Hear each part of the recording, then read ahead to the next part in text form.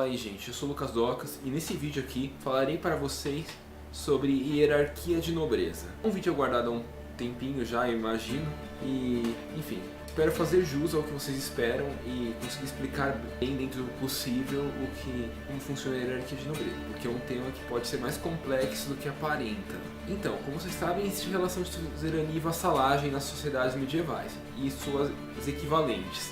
A relação clássica de suzerania e vassalagem era algo tipicamente da sociedade cristã latina europeia. Mas existiam seus equivalentes de sociedade nórdica, eslava, germânica e coisa assim. Vocês sabem isso. Existem degraus de nobreza. E o nobre está no degrau maior é o rei e depois em uma sequência de nobres. Em especial na hierarquia clássica de nobreza, essa baseada nos povos latinos e nos que seguiram depois a tradição cristã, eu posso dizer que os maiores são os reis, assim, equivalentes, reis, imperadores, arquipríncipes, gran-príncipes, coisas assim. Só muda o nome, o título, mas tipo, é o nobre superior. Aí abaixo deles vem os duques e marqueses. Em alguns casos os marqueses são inferiores aos duques, em outros casos eles estão em pé de igualdade. O que realmente diferencia o marquês de um duque é que, imagina, tipo, o duque é tipo o nobre dono de um governo estadual. É uma analogia bem porca, porque tipo, nobres não são governos exatamente, é um pouco diferente, mas imagina só, ele é dono de um território grande, do território que está no nível abaixo do nível do rei, assim. E o marquês pode ou não estar abaixo do nível do rei, ou estar abaixo do nível do duque. O duque geralmente possui uns territórios maiores, é isso que define um duque. E o marquês que define ele é que ele domina um território fronteiriço. Tipo, imagina só que eu sou um rei. Você seria um marquês se tipo, você dominasse uma terra que ficasse na borda entre o domínio da minha aliança nobre com a aliança nobre de outro rei. Aí você seria um marquês, por exemplo, entendeu? Então, tipo, é possível que houvessem marqueses que devessem lealdade a algum duque, mas não é necessariamente verdade que todo marquês devia lealdade a algum duque. Era normal eles deverem lealdade direta ao rei. Então eles poderiam estar em pé de igualdade ou poderiam estar, tipo, o duque geralmente é mais poderoso porque dominava uma extensão de terra maior normalmente. Porque o que definia o marquês era, na verdade, é a questão do fronteiriço. Então poderiam haver mais marqueses que dominassem terras maiores que um duque. E poderiam não haver também. Poderiam haver marqueses que dominassem terras muito menores. Poderiam haver marqueses que, tipo, que era um duque, só que estava na condição de marquês por causa da questão territorial lá. Enfim, abaixo desses dois aí, vem os condes, que dominavam localidades da terra, assim, que dominavam os condados. Isso é uma noção importante também, que eu devia ter falado antes. Duque domina um ducado, o marquês domina uma marca, e o conde domina um condado. A extensão de terra de um condado, um ducado e uma marca eu teria que pesquisar melhor para poder falar para vocês, eu não vou falar isso nesse vídeo. Mas uma coisa é certa, a marca em si não depende tanto do tamanho quanto os outros dois, não tem uma definição tão clara próximo do tamanho da terra. Se é que é o tamanho da terra que define isso ou a quantidade de nobres vassalos. Se é que é exatamente isso. Que eu saiba, a quantidade de terra tem influência sim, mas é provável que ela não seja a única influência. Então eu teria que pesquisar melhor para voltar com dados claros para vocês. Eu não quero enganar vocês e não quero falar tipo uma suposição minha. Então eu prefiro esperar e pesquisar para poder falar para vocês com mais detalhes. Enfim, tem o condado.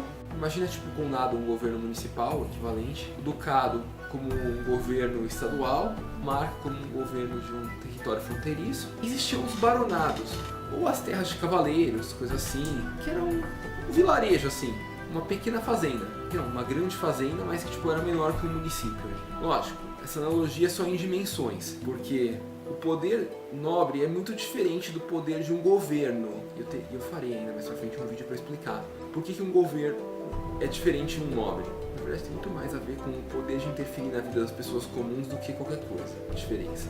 Mas enfim, o baronado ou terra de um cavaleiro, coisa assim, nobres menores, geralmente era uma fazenda, o equivalente a uma fazenda de hoje. Fazenda, não um sítio, tá? Era o equivalente a isso, com uma vila dentro, vários sítios dos camponeses, coisa assim.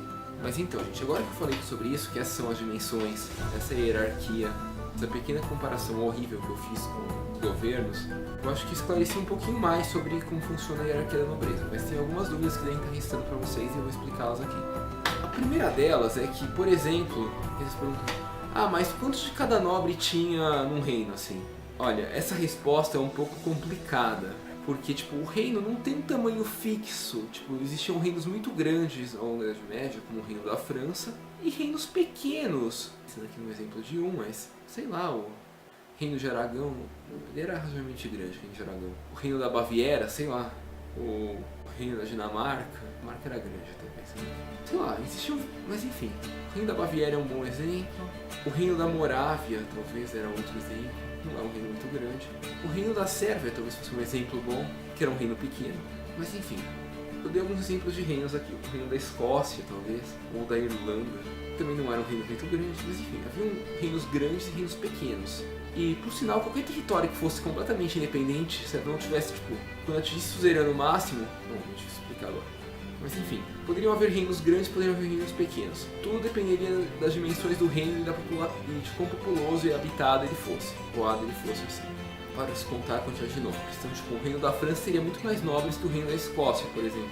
Porque o reino da França é muito maior que o da Escócia. Outra questão que você está se perguntando, mas tipo, mas não haviam condados, principados, ducados independentes? Tipo, se não me engano, um ducado da Suíça, assim, ou marcas independentes, coisas assim? Haviam. E eles seriam o equivalente a um reino, sim. Só não permaneciam com o nome de reino pelo seguinte, porque o nobre desse território provavelmente já foi vassalo de algum rei, se rebelou, sei lá, aconteceu alguma coisa, se tornou independente desse rei, e ele apenas está preservando o título dele, só isso. Mas isso equivale a um reino, então tipo Suíça, Liechtenstein, San Marino e outras marcas e ducados independentes assim, que agora fogem exemplos, né, mas eram equivalente a reino, sim. Os títulos eram mantidos porque às vezes os nobres não queriam se desapegar de seus títulos, porque eles eram conhecidos assim pelos outros nobres.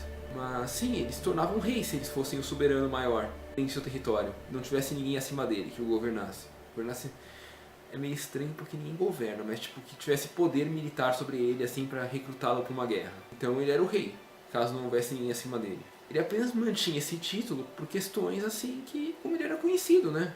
E agora que eu falei isso, a gente está se perguntando, mas e os líderes guerreiros nórdicos, territórios autônomos, sei lá, líderes guerreiros pagãos, coisas assim?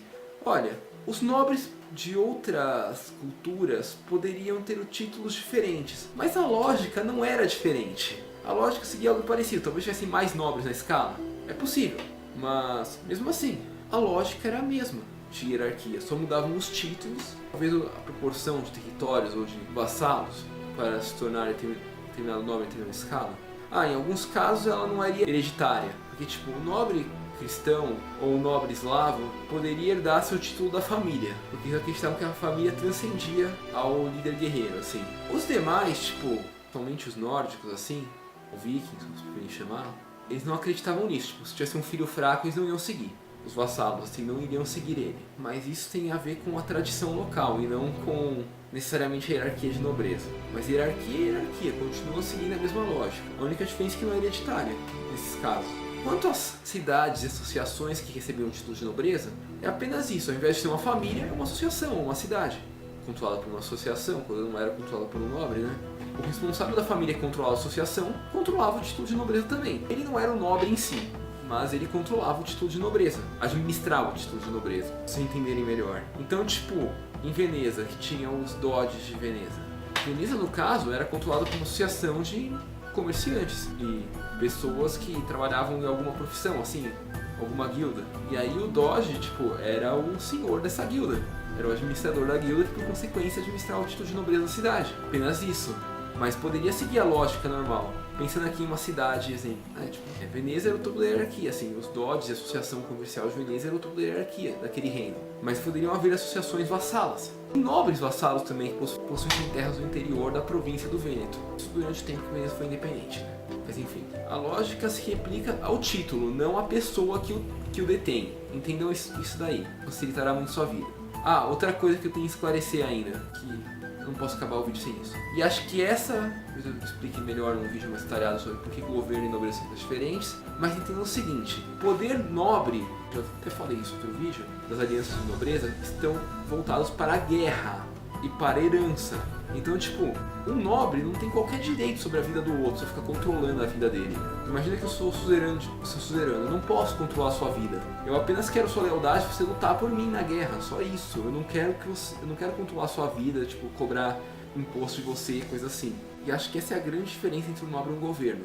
Porque, tipo, o governo federal pode cobrar do governo estadual, que pode cobrar do governo municipal. O nobre não pode cobrar do outro, assim. Você está apenas cedendo a terra em troca de aliança militar, mesmo porque a terra não é sua em si. Você está cedendo a possibilidade de aliança militar porque você reúne mais nobres do que o outro cara. Só isso, na realidade. Existe uma desculpa que a terra é sua, mas ela na verdade não é. É só uma desculpa para fazer as pessoas acreditarem em seu poder. Mas enfim. Você precisa do seu nobre vassalo. Assim como ele precisa de você, para ambos se protegerem um ao outro. E o que te torna mais poderoso que ele é apenas a rede de contatos, assim, as amizades. Você tem mais amizades com nobres influentes do que ele, por isso você é mais poderoso que ele. Mas você não governa outro nobre que é seu vassalo, você apenas tem aliança militar com ele. Dentro da terra dele, ele é o dono. Na verdade, o feudo mesmo, é mais ou menos igual para todos. Não é muito diferente porque as dimensões de terras administráveis por uma pessoa têm seus limites, né? É pouco mais que uma fazenda em si, é pouco mais que um baronado ou a terra de um cavaleiro. Só que você tem influência, e a influência faz outras pessoas donas de terras iguais à sua em proporções seguirem você, e é isso que torna você poderoso. É a influência sobre outras pessoas que garante poder a você, e não a quantidade de terras em si, porque a quantidade de terras não se convive, você não tem como dominar terra sem pessoas. Só domina mais terra porque você deu ela para outras pessoas, na verdade a terra de outra pessoa já concordou em se aliar a você para poder fazer aquela aliança, como eu falei, é só isso. Por esse vídeo é isso, espero que tenham gostado, espero que tenham compreendido bem as coisas, espero que eu tenha ajudado a quebrar alguns mitos aí sobre a Idade Média. Por esse vídeo é isso. Obrigado, gente, e tchau.